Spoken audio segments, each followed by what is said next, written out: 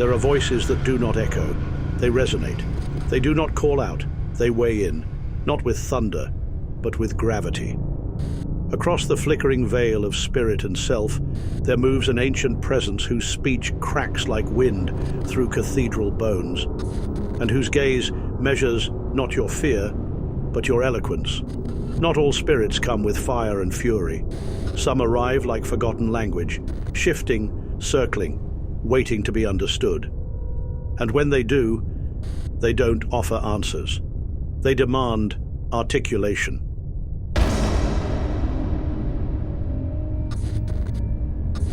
In the grim ledger of Ars Goetia, the name Naberius surfaces not with horns and heat, but with posture. A valiant Marquis, they say, who commands 19 legions. Neither warlord nor seducer, he governs through articulation, his influence embedded in voice, wit, and reputation. It is told he arrives not with fire, but with feathers, a black crane circling the magician's circle, speaking in a voice hoarse like old timber. Naberius is no footnote. He is a lesson in presence, authority without volume, knowledge without permission, and above all the power to restore what the world strips away, dignity, self-possession, and the ability to speak well when silence has failed you. To the ancients, he was Cerberus, the mythic hound at the gates of Hades, one who neither chased nor howled, but simply prevented return. But something shifted across the centuries. The watchdog became a rhetorician. The beast of the underworld was refined into a herald of lost virtues, a psychopomp of honor rather than death. Somewhere between Greek epic and grim grimoire, Cerberus was reimagined, his 3 barking heads distilled into one quiet voice. That voice belongs to Naberius now. Still powerful, still unyielding, but learned.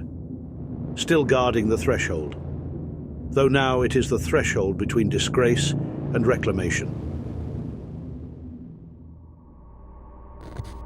To behold Naberius is to witness intention incarnate. They arrive not as a storm, but as a circling rhythm, a black crane gliding soundlessly above the ritual boundary, feathers moving like calligraphy drawn against dusk. There is no grand entrance, only orbit. The flutter is irregular, almost hesitant, as though the spirit is observing the magician more than revealing itself. When Naberius speaks, it is not with roar or chant, but with something rasping and raw, like a thought made audible just before it decays. The voice is hoarse, unfiltered by ego or charm, a tone shaped by ancient winds and unspoken truths.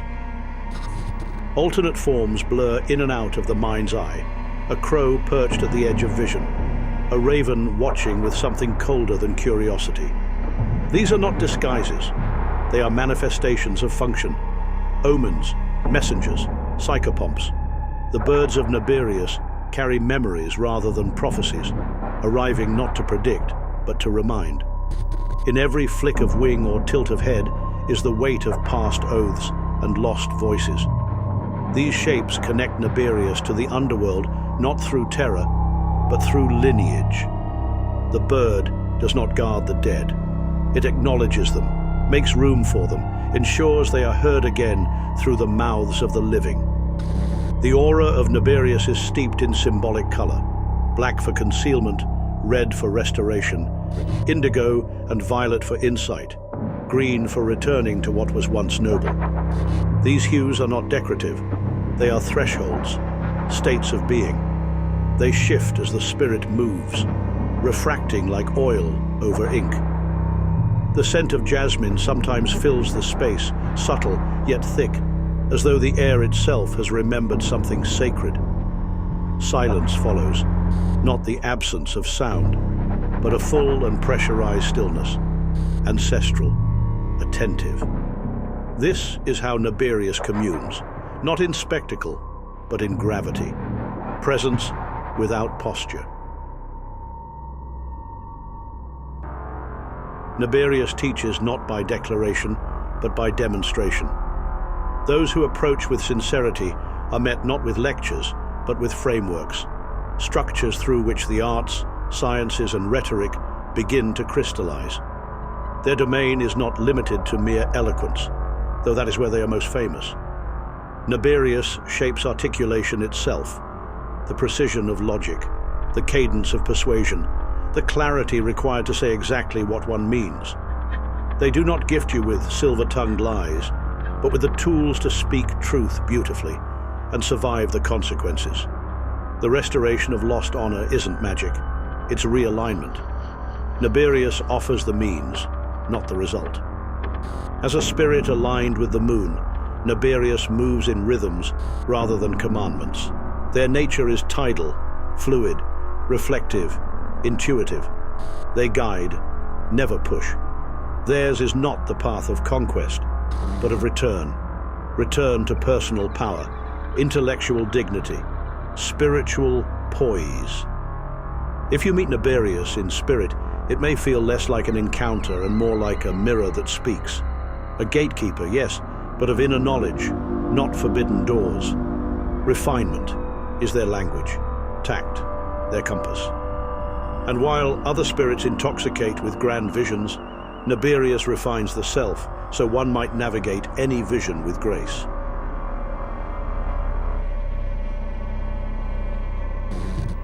To summon Naberius is not to rattle chains or burn the air with fire.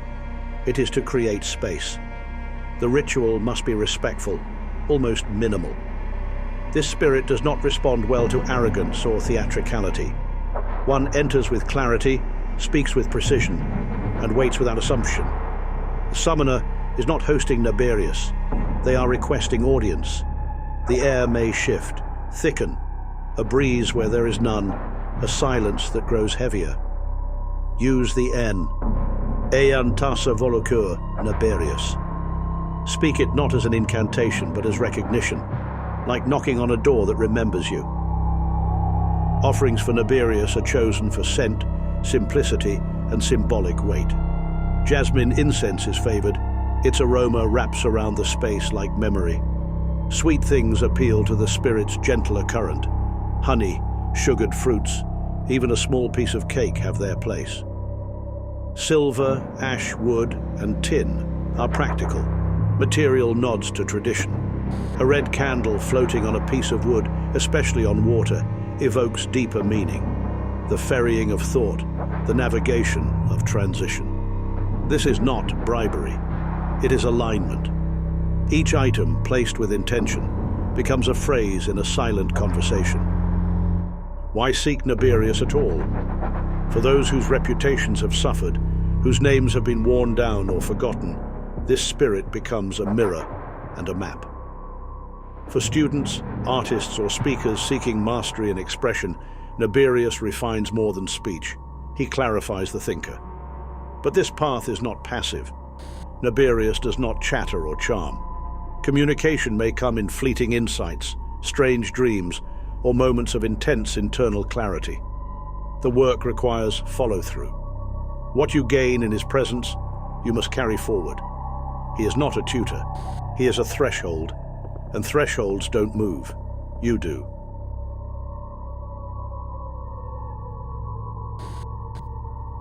Naberius does not arrive with spectacle. There are no storms or trials, only a presence, sharp, still, exacting. He is the bridge between what you were and what you could reclaim, between shame and composure. His power isn't loud, and his grace isn't soft. It demands weight, effort, clarity. To engage with Naberius is to meet the part of yourself that still remembers how to stand upright, how to speak without trembling, how to know without boasting. His is not the path of worship, but of articulation. And the spirit who listens only when you're finally prepared to speak truth without hiding behind it. In a world obsessed with masks, Naberius does not strip them away. He asks why you ever needed them in the first place. Reputation, eloquence, honor. These are not awards he hands out like prizes. They are echoes, waiting to be reclaimed by those who've learned how to listen.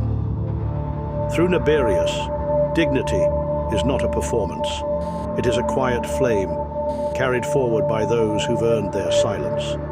And so we ask, what would you ask of a spirit who offers the gift of your truest voice?